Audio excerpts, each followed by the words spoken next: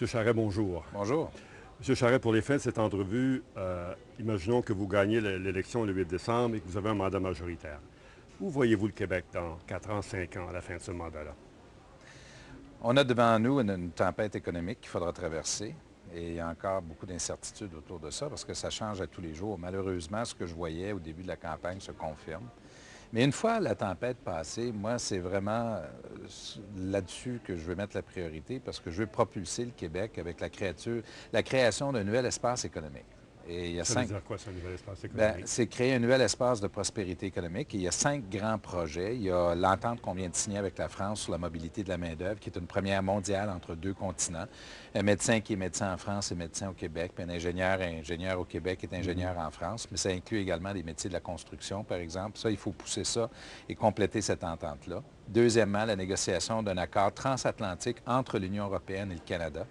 Le Québec, c'est la porte d'entrée de l'Europe dans les Amériques. Je veux aller chercher de l'investissement, puis je veux prendre l'entente France-Québec sur la mobilité de la main-d'œuvre et l'intégrer dans l'entente entre le Canada et l'Europe. Puis je veux des ententes sur l'éducation, la science, la recherche, l'environnement et la culture avec l'Europe. Le troisième grand projet, c'est une entente de commerce avec l'Ontario pour créer la 4e économie la plus importante en Amérique du Nord. Ça veut dire finalement éliminer toutes les barrières avec l'Ontario. Éliminer les barrières, que ce soit dans le domaine du transport, la mobilité de la main-d'œuvre, dans d'autres domaines, là, vraiment créer un grand marché. Ouvert.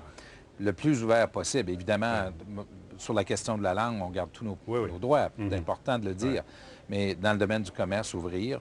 Le 4e projet va se réaliser d'ici le 1er avril 2009. C'est une entente sur la mobilité de la main-d'œuvre à l'intérieur du Canada. Puis le 5e, le plus important, c'est ce que j'appelle le plan Nord. C'est 72 du territoire québécois. C'est développer le Grand Nord québécois.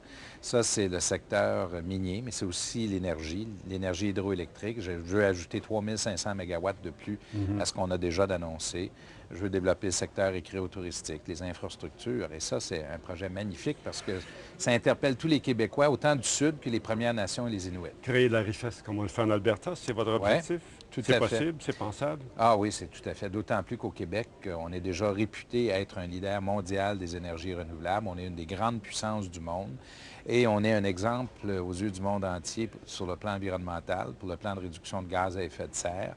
Et raison de plus de pousser encore plus loin avec une capacité additionnelle dans le domaine hydroélectrique et de l'énergie éolienne.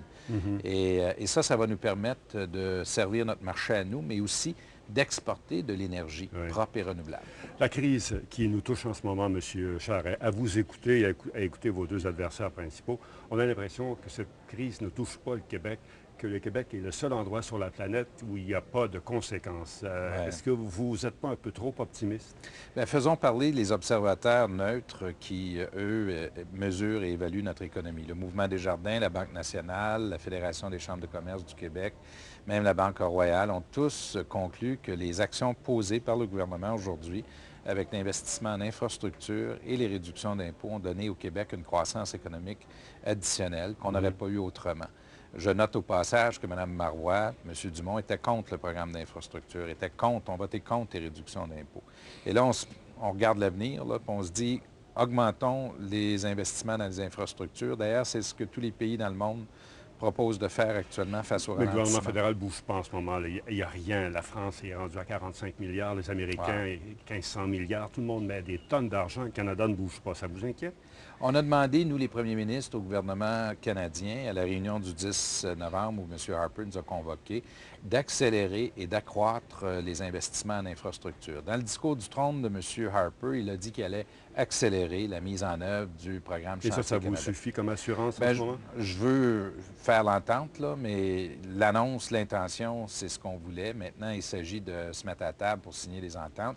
Il y aura une réunion des premiers ministres au mois de janvier prochain qui sera très importante parce que c'est la première réunion de travail qu'on aura eue entre premiers ministres du Canada depuis, je pense, une vingtaine d'années en passant. C'est sur l'économie. Moi, je veux une réunion bien préparée qui va nous permettre de vraiment accélérer la coopération. Une dernière question sur l'économie, M. Charret, la dette du Québec. Vous avez choisi une approche qui est le fonds des générations, je pense. Bien des gens disent qu'il aurait peut-être été plus intelligent de prendre cet argent-là et de le mettre sur la dette chaque année plutôt que dans un fonds qui est probablement dévalué, là, comme tous les fonds le sont en ce moment. Est-ce que c'est toujours une bonne approche? Oui, c'est toujours une bonne approche. On est en avance, d'ailleurs, dans le fonds de génération sur les investissements qu'on a faits.